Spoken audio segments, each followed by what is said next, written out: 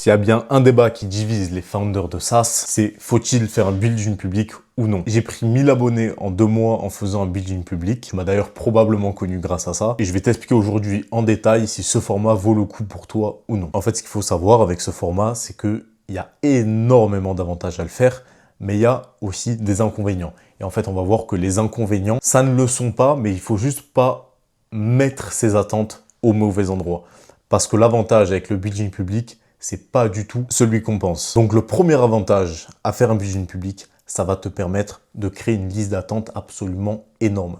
Imagine que tu construis ton projet sur 2 mois. Tu sais, tu fais durer un peu le truc, tu rajoutes énormément de storytelling, etc. Ben, les gens, ça va créer de la hype. Faut pas que ça dure trop longtemps parce qu'après, les gens vont en avoir marre. Mais il faut quand même faire monter la hype. Et les gens vont t'apprécier en tant que founder.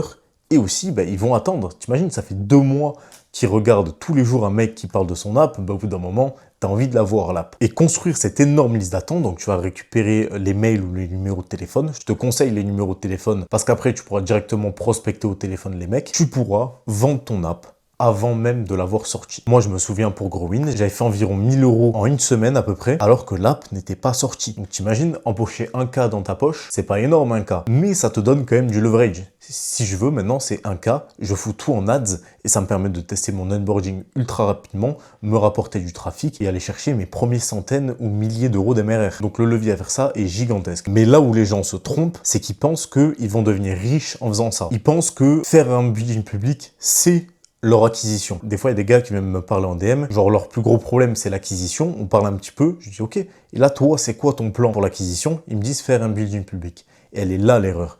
Parce que le build-in public, là où tout le monde se trompe dessus, c'est que c'est pas une méthode d'acquisition, c'est un boost. C'est un très gros boost. Et on va voir à la fin de la vidéo de où est le meilleur levier à faire un build-in public. Mais faire ce genre de vidéo, tu vas pas pouvoir faire 1 an de build-in public.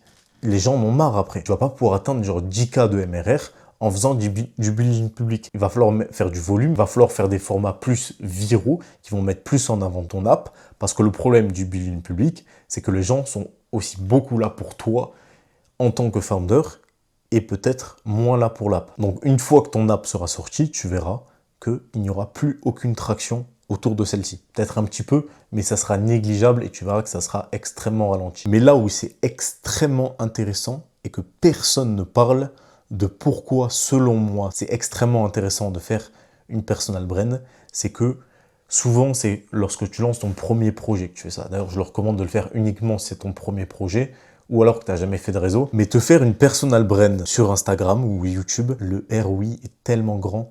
C'est ton premier projet. C'est ton premier pas dans le monde de l'entrepreneuriat. Ça va directement te mettre en relation avec les bonnes personnes au bon moment.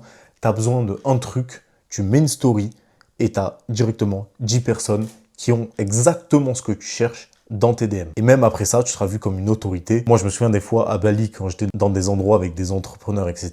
Les gens savaient qui j'étais. Tu vois, j'avais 1000 abonnés. C'est rien du tout, 1000 abonnés.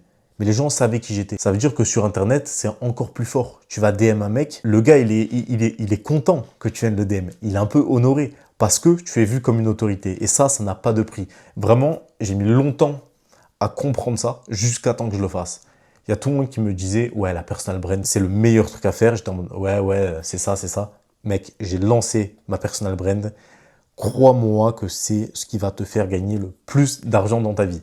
Genre avoir une personal brand, t'imagines pas comment c'est sous-côté. Donc en conclusion, est-ce que tu dois faire un build-in public ou non? Pour moi, si tu n'as pas de personal brand encore, profites-en de faire un build-in public pour lancer ta brand. Ça va te lancer un énorme boost, mais surtout, c'est comme je te l'ai dit juste là, ça va être dans ce que ça va t'apporter au long terme. Et crois-moi que ça vaut largement le coup. Et fais-moi confiance, applique ce conseil et tu verras que ton parcours entrepreneurial, il aura absolument rien à voir. Vraiment, fais-moi confiance, il faut pas beaucoup d'abonnés pour faire une brand puissante. Donc, fais-le, fais-moi plaisir et tu me remercieras. Donc, bro, vidéo courte. Si malgré ça, malgré que tu aies fait le meilleur build-in public ou quoi, tu galères toujours avec ton organique, tu galères à lancer un bon SaaS qui convertit et qui a vraiment le potentiel d'aller chercher de gros MRR, je te laisse réserver un appel dans la description. C'est pas de la vente forcée. Le but, c'est qu'on trouve vraiment une solution à ton problème et que si nos 2 profils matchent, on puisse travailler ensemble dans le futur. Mais voilà, c'est pas de la vente forcée, t'inquiète pas.